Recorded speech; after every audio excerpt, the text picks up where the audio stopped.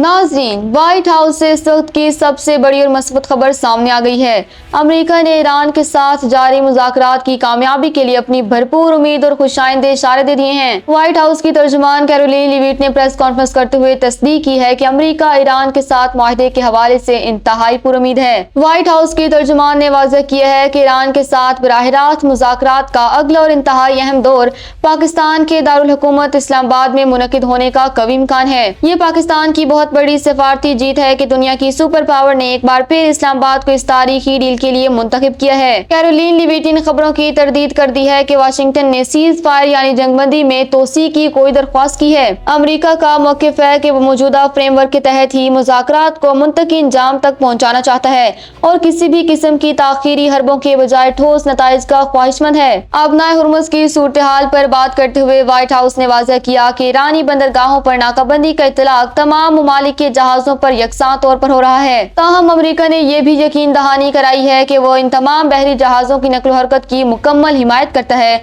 जो गैर ईरानी बंदरगाहों की तरफ जा रहे हैं ताकि आलमी तिजारत मुतासिर न हो। नाज़रीन, व्हाइट हाउस का ये बयान एक ऐसे वक्त में आया है जब field marshal general Asim Munir Tehran में मौजूद हैं। अमेरिका की इस उम्मीद ने साबित कर दिया है कि पाकिस्तान की सालिसी रंग ला रही है और इस्लामाबाद में होने वाली अगली बैठक दुनिया को एक बड़ी जंग से बचा सकती है। व्हाइट हाउस की इस मस्बत रिपोर्ट ने आलमी मार्केट और सिफारती हलकों में सुकून की लहर दौड़ा दी है।